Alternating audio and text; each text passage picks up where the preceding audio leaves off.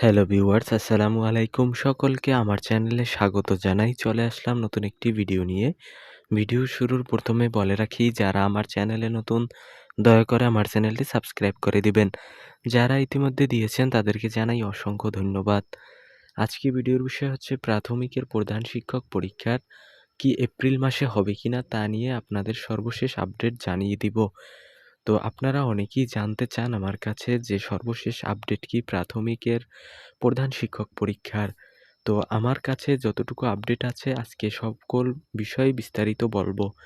তো এখন পর্যন্ত দেখেন, আপনাদেরকে কিন্তু আমি বলে রাখি একটি কথা, 24 এপ্রিলের আগে কিন্তু প্রাইমারি প্রধান শিক্ষকের পরীক্ষা হওয়ার কোনো সম্ভাবনা দেখতেছি না। কারণ হচ্ছে দেখেন, মার্চ মাসে কোনো রকমেরই সুযোগ নেই। যেহেতু এখনো আপনার ফেব্রুয়ারি মাসের একেবারে শেষের দিকে এসেও কিন্তু বলতেছি আমরা মার্চ মাসে কোনোভাবেই পরীক্ষা নেওয়ার সুযোগ নেই। যেহেতু মার্চ মাসেই কিন্তু আমাদের সবচেয়ে বড় ঈদ, পবিত্র ঈদ উল ফিতর অনুষ্ঠিত হতে যাচ্ছে। এর আগে রমজান মাস কোনো রকম সুযোগ থাকলো না। তো এপ্রিলেই কিন্তু আমাদের পরীক্ষাটা হচ্ছে এবং এপ্রিলেরও কিন্তু শেষ সপ্তাহে যদি ধরিও, তাইলে মনে করেন দেখেন, যেহেতু আপনারা জেনে থাকবেন যে বিসিএস হচ্ছে 50তম বিসিএস এর পরীক্ষা, লিখিত পরীক্ষার ডেডলাইন কিন্তু অবশ্য হয়ে গেছে ইতিমধ্যে। যেহেতু 23 তারিখ পর্যন্ত ডেডলাইন দেয়া আছে লিখিত পরীক্ষার, মানে 23 তারিখে হচ্ছে লিখিত পরীক্ষা সম্পূর্ণভাবে শেষ। আর এই প্রাইমারি প্রধান শিক্ষকের নিয়োগটিও কিন্তু নিয়ে থাকে আপনার পিএসসি মানে হচ্ছে যারা হচ্ছে সরকারি কর্ম কমিশন কর্তৃকই কিন্তু এটি নিয়ে থাকবে। তো বিসিএস এর পরীক্ষাটা যারা নেয়, এই পরীক্ষাটাই তারা নেবে।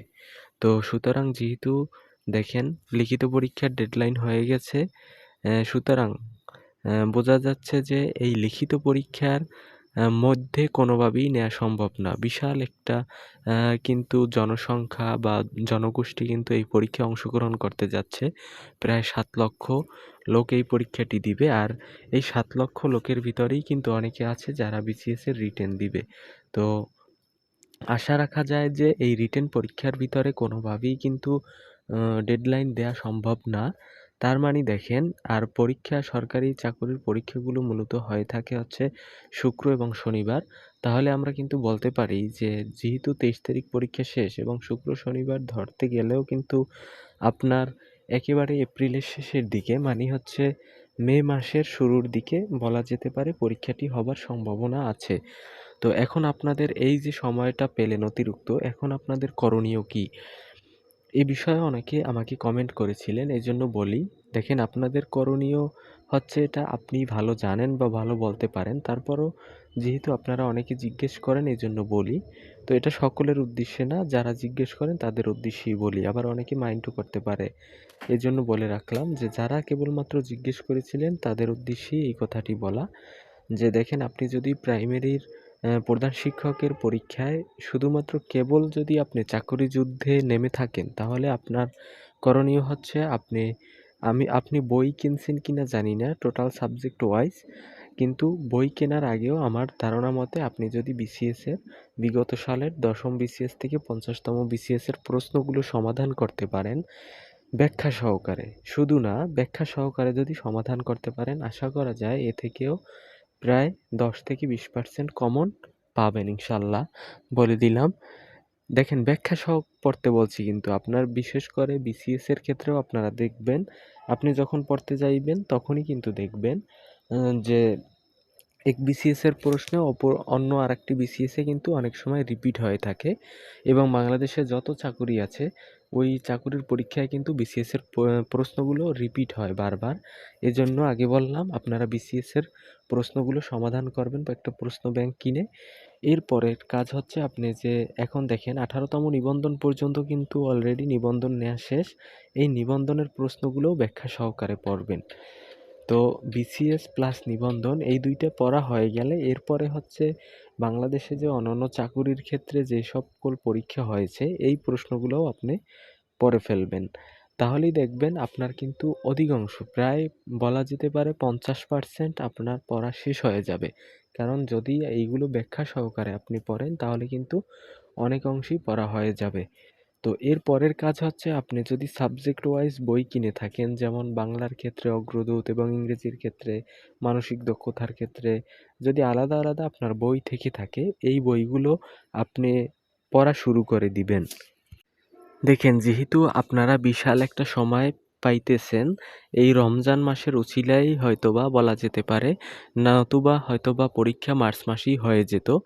যেহেতু রমজান মাস, এজন্য হয়তোবা এবং বিসিএস এর পরীক্ষাগুলো আছে, এই জন্যই কিন্তু তারা এই পরীক্ষাটির ডেডলাইন দিচ্ছে না। তাই তার মানে কিন্তু আপনারা বসে থাকবেন না। আপনারা সাবজেক্ট ওয়াইজ যখন পড়তে যাবেন, একটি রুটিন মাফিক পড়াশোনা আপনারা চালিয়ে যাবেন। কারণ হচ্ছে রুটিন ছাড়া কিন্তু পড়াশোনা হয় না। বিশেষ করে আমি বলি প্রাইমারির ক্ষেত্রে যেহেতু আপনার ৪ টে সাবজেক্ট বাংলা, ইংরেজি, সাধারণ জ্ঞান এবং হচ্ছে আপনার সাধারণ জ্ঞান, বিজ্ঞান এবং হচ্ছে অঙ্ক। যেহেতু এগুলো আপনার একদিনে আপনি ব্যাপারটা এমন না যে আজকে বাংলা বইটা ধরছেন মানে ১ মাস আপনি বাংলাটাই পড়বেন, ব্যাপারটা এমন না। আপনি দৈনিক অন্তত ৪ টা বিষয়ের উপরই পড়ার চেষ্টা করবেন, তাহলে দেখবেন আপনার পড়াটা অনেক ইফেক্টিভ হবে। কারণ হচ্ছে আপনি যখন একটি সাবজেক্ট পড়তে যাবেন তখন কিছুক্ষণ সময় পরেই আপনার নিজের ভিতরই একটি বোরিং ফিল হবে। এজন্য এই বোরিং ফিলটা কাটানোর জন্য জাস্ট আপনি কি করবেন, আপনি কিছুক্ষণ ধরেন ০.৫ ঘন্টা বা ১ ঘন্টা বাংলা পড়লেন, এরপরে আপনি একটু সাধারণ জ্ঞান পড়লেন অথবা বিজ্ঞান পড়লেন, তাহলে দেখবেন ওইটা আপনার একটু ভালো লাগবে।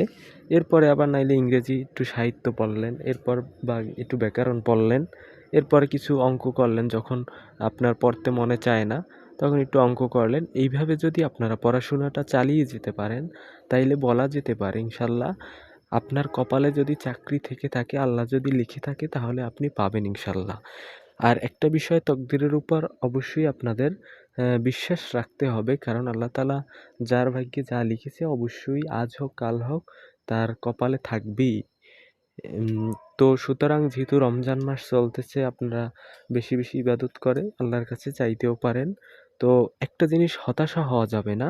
অনেকে আছেন চাকরির বাজারে নতুন এবং অনেকে আছেন পুরাতন। অনেকে এমনও প্রশ্ন করেছেন আমার কাছে যে যেহেতু বয়সসীমা শেষ, হয়তোবা ধরেন এই পরীক্ষাটাই দিতে পারবে, এরপরে প্রধান শিক্ষকের পরীক্ষার পর আর তারা পরীক্ষায় সরকারি চাকরির ক্ষেত্রে বসতে পারবে না। তাদের জন্য বলি, আপনারা হতাশাগ্রস্ত না হয়ে যদি পড়ার টেবিলে সময় দেন, যে আপনি মনে করবেন আপনার সময় আছে আরও, বা এই চাকরিটি আমি পাবো ইনশাল্লাহ যদি আমি পড়ি। আপনি যদি হতাশাগ্রস্ত থাকেন তাহলে কিন্তু আপনি মনোযোগ পড়ার প্রতি বসাতে পারবেন না, এটা বাস্তবতা।